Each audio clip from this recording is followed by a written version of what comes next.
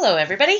So today we are going to be working on factoring quadratics, specifically these first two targets where it says I can factor out common terms to rewrite an equivalent expression, and I can factor out a binomial made up of a difference of perfect squares. Okay, we have our notes pages and we have our example problems, so you can see if you got it way over here, you're almost got it, or you're not there yet. Okay, so you can check yourself as you're going along. All right, so in our packet, page 1 is our review of factoring. This kind of goes through everything. It goes through what GCF is. It goes through dots. It goes through trinomials. Okay, but this is important up here. Factoring is simply the process of breaking a quantity into two or more smaller factors. All we're doing is breaking something up. Okay, and those two or more factors will multiply together to get the original quantity. Okay. That's all factoring is. It's trying to find two things or three things or four or whatever that multiply to the original. All right, so here's your, I guess call it a cheat sheet about how to do all of the different types of factoring, your trinomials, and then your factoring completely down here. Your next page, sorry, the delay is crazy on this thing. The next page is your flowchart for factoring. So you always want to look for GCF first, and then you want to look to see if you have dots or a trinomial. And then with your trinomials, you want to decide if A is 1 or A is not 1. And we'll get into these in a couple days. And then down here at the bottom of this page, we've got some calculator tips and checking strategies, ways to check your answers with a calculator. Okay, so these are two checking ways, and these are two tips to help you. Once we get further in the unit, we'll do these two. And today I'll probably do some of these where we're graphing and matching just to check our work. All right, so flip over to page 4. Factoring out a greatest common factor. All right, so GCF is simply the backwards distributive property. It's when you divide a common factor out. All right, so we're going to do a couple examples together. Then tomorrow in class, we'll do a couple more together and call it a day, and then you'll have lots of practice with it.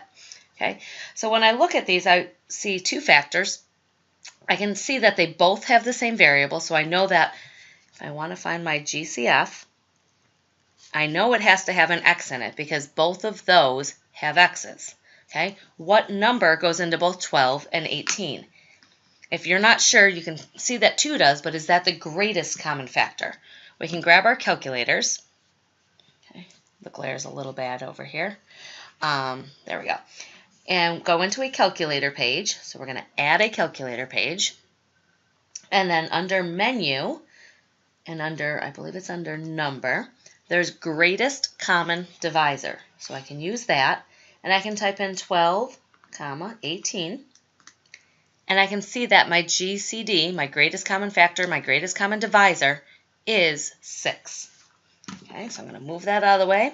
So I know that I'm dividing a 6x out of both of these terms. So I'm going to show that I'm taking 6x and dividing it into both of those terms. So 12x squared divided by 6x. So I have a 6x, right? Because 6x times 2x is 12x squared. 6x times 3 is 18x. Okay, so then here are my two factors. 6x times 2x plus 3 equals 12x squared plus 18x. Again, distributive property. So look at that in your brain. 6x times 2x, 6x times 3. Right? And we can check this on the calculator. Okay, one way to check this is to add a graph. And my first thing said 12x squared plus 18x. And there's the picture of that. Okay, and then I'm going to hit tab, and I'm going to try the next one. 6x, you do need to put a time sign in between here. Otherwise, it will tell you it won't work. So 6x times 2x plus 3. And when I hit enter, you can see the graph goes right on top of the other one, meaning that is the exact same answer. All right, so you can always check your work with a graphing calculator. All right, let's do another one together. Let's go down to number 6. X squared plus x. So my GCD or GCF here, they have no number other than 1, so 1 goes into both, and x goes into both. So I'm going to take an x out. I'm going to divide out my x, and I'm going to have x, and what am I going to multiply by? So x squared divided by x is going to give me x. X squared divided by x is going to give me 1. And it's a positive, so if I were to double distribute this, I'd get x times x, which is x squared, x times 1, which is x. That works. That is my answer. Okay, so we'll do a few more in class tomorrow. You can try some of these if you want, and check as you come into class. I never circled that, so I'll do that. All right, so let's look at factoring the difference of 2 perfect squares.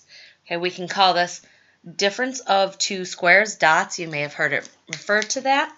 Basically, you're taking the square root of each term, 2 factors, one is a plus and one is a minus. All right, so let's do a couple of these. Number 1, 49 minus x squared. I can see that 7 times 7 is 49, so I know that's a perfect square. X times x is x squared, so that also is a perfect square.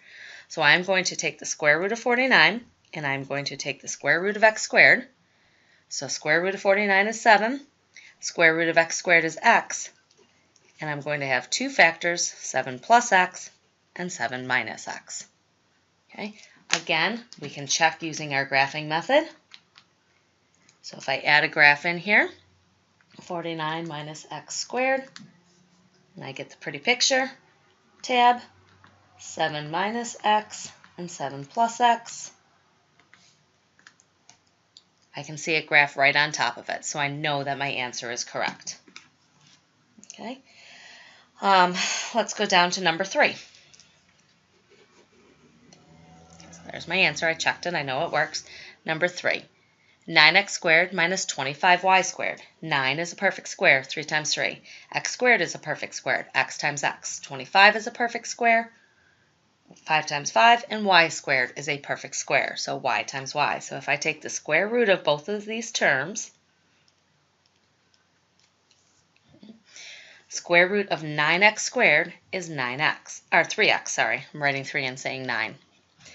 Square root of 25y squared is 5y. That is going to be a positive and a negative factor, so that when I multiply these back out, 3x times 3x is 9x squared, check.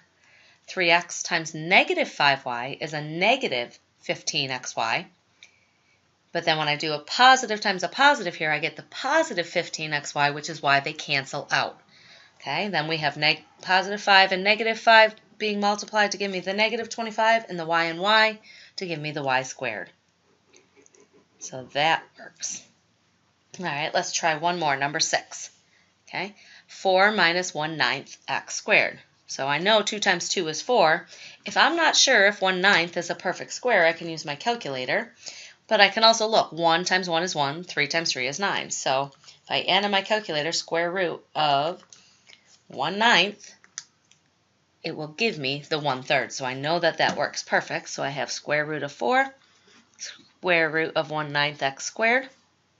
So that gives me 2 and 1/3 x.